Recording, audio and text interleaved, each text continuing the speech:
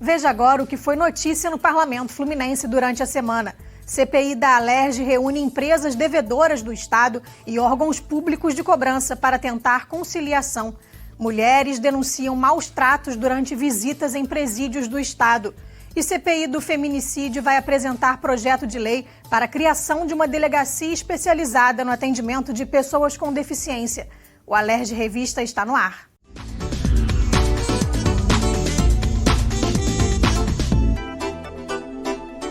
Representante da Agência Nacional do Petróleo informou que daqui a 5 anos, a distância percorrida pelo combustível no gasoduto vai corresponder à metade do valor que compõe a tarifa. O dado foi divulgado durante reunião da CPI da Alerj, que investiga o sistema de distribuição de gás no território fluminense. A audiência teve o objetivo de discutir a diferença do preço cobrado nas regiões do estado. Os parlamentares informaram que o preço do gás nas regiões norte e noroeste, por exemplo, são iguais, mesmo com a diferença na distância percorrida pelo gás saindo da Bacia de Campos. De acordo com o superintendente de Infraestrutura e Movimentação da ANP, Hélio da Cunha Bisságio, a Petrobras tem um monopólio de fato de 100% da infraestrutura de transporte do gás e estabelece um valor único para o deslocamento do combustível, independente da distância. Para mudar esse cenário, é necessário aumentar a competitividade do mercado. A Petrobras usa a tarifa que a gente chama postal. Ela cobra o mesmo valor de tarifa para todos os lugares. É postal porque é como se fosse o selo, se comprasse um selo. Não interessa qual é a distância que você percorra, você paga o mesmo valor. A Petrobras pega o valor que ela paga por todos os gasodutos, a tarifa que ela paga em todos os gasodutos, cada gasoduto tem a sua tarifa. Hoje em dia a gente vai começar a trabalhar em sistema de gasodutos e ela faz uma média ponderada e cobra esse valor. Para aumentar a competitividade do mercado e, consequentemente, reduzir o preço do gás, a ANP publicou uma resolução com medidas que criem condições para ampliação do acesso e da utilização das infraestruturas de transporte do gás natural.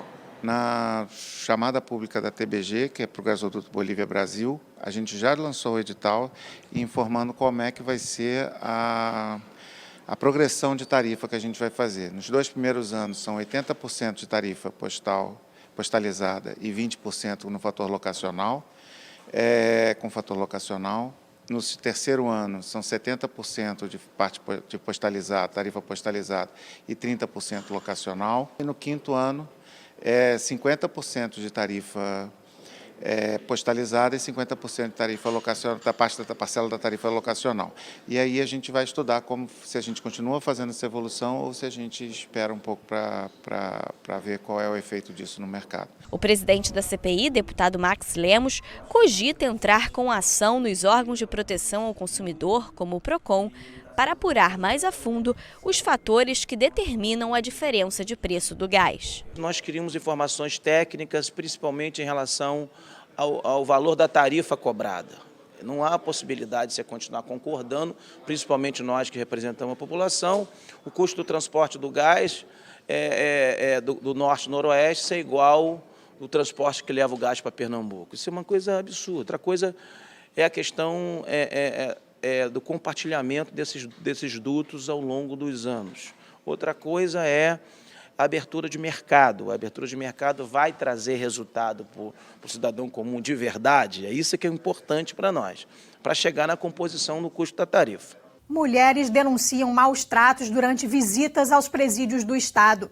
O tema foi debatido durante a audiência pública da Comissão de Defesa dos Direitos da Mulher da Alerj. A presidente da ONG Helbot Nascimento falou sobre as humilhações enfrentadas durante as visitas.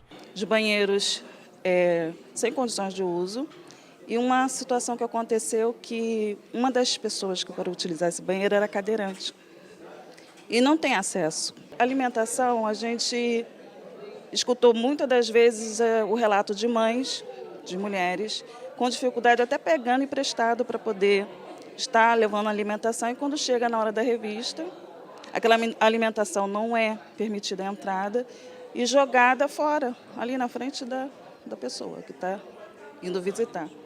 Bom, os ônibus são somente 2 ônibus para poder a gente estar visitando o nosso ente querido. E o que acontece? na maioria das vezes não está funcionando os 2 ônibus. Cerca de 53 mil pessoas estão presas no estado, sendo 21 mil prisões provisórias. Familiares saem de longe para visitar os presos. E apesar da revista vexatória ser proibida por lei, segundo denúncias, ela continua acontecendo nos dias de visita nos presídios.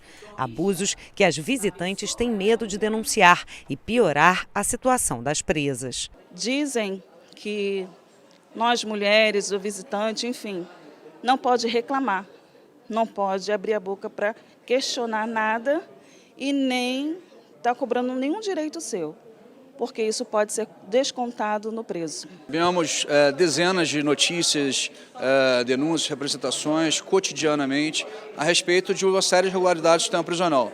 Em relação à visitação, há notícias de abuso, desvio de condutas na fiscalização, no controle de entrada, seja na questão da revista dos alimentos, inconstância ou instabilidade das regras de assistência material, o que pode, o que não pode ser levado para dentro da unidade prisional. Isso a gente verifica muito no dia a dia do sistema prisional. O subsecretário adjunto de Tratamento Penitenciário da Secretaria Estadual de Administração Penitenciária disse que atualmente não existe revista vexatória nos presídios do estado e que a SEAP vem trabalhando para melhorar o atendimento aos familiares dos presos. Não, em momento algum, nós vemos acontecer essa unidade, que as próprias familiares não aceitariam uma revista dessa vexatória, que antes dos escândalos que foram dados pela própria Alerj aqui, na época foi 17, 18, 19 milhões, né, junto à SEAP, mas foi em 2016, não existe esse tipo de revista, que eu também não sou a favor. Eu tenho uma demanda de, já tem parece 1 ou 2 ônibus, parece, tem 2 ônibus que foram doados, não sei qual a empresa, né, pela Fitransport, mas parece que tem 2 ônibus doados, precisa só de documentação, concluir a documentação, né, que é aquela parte burocrática, para esses ônibus começar a rodar ali dentro. A deputada enfermeira Rejane, presidente da Comissão de Defesa dos Direitos da Mulher, disse que o grupo vai encaminhar todas as denúncias para os órgãos competentes. Como é que você trabalha e tem manutenção de um scanner? Como é que você faz com que a população acredite que pode, sim, denunciar para que a mulher não passe por uma revista vexatória que ainda acontece mesmo com os scanners? Esse é o nosso desafio. Então, a nossa comissão, a Comissão de Mulheres e a Comissão de Direitos Humanos, ela, junto com a sociedade organizada, é que vai, né, a longo prazo, poder trabalhar isso com o Ministério Público e com a própria Secretaria. A CPI que investiga a crise fiscal no Rio intermediou na segunda-feira uma reunião em tom de conciliação entre as empresas que mais devem o Estado e os órgãos públicos responsáveis por cobrar a dívida ativa, que hoje, segundo dados apresentados na audiência, gira em torno de 106 bilhões de reais. Entre as empresas que aceitaram sentar para negociar seus débitos com o Estado estão a CSN, com dívida aproximada de 1,8 bilhão de reais, Light com 1 bilhão, a Enel, que deve algo em torno de 170 milhões, e as companhias do ramo de óleo e gás, Ipiranga e Raízen Combustíveis, com dívidas de aproximadamente 54 e 12 milhões, respectivamente. A Procuradoria-Geral do Estado é quem deve intermediar o encontro das empresas com o Tribunal de Contas e com a Secretaria de Fazenda.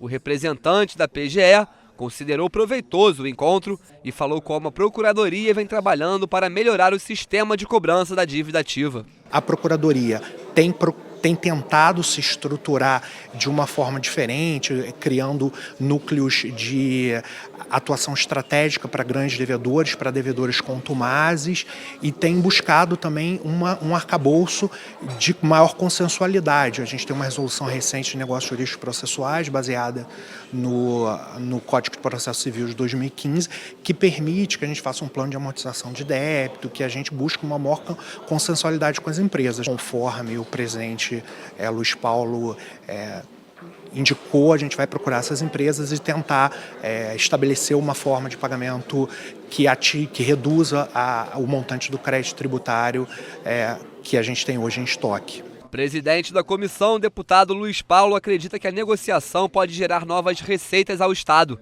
tendo em vista que é previsto em lei um parcelamento de até 60 vezes dos débitos devidos. O parlamentar também enviou ofícios para o Tribunal de Contas, Cefaz, Tribunal de Justiça e para a própria Procuradoria para saber por que é tão moroso o sistema de cobrança da dívida ativa. Ele acredita que a informatização e a integração dos sistemas de cobrança é fundamental para a melhoria da arrecadação desses tributos.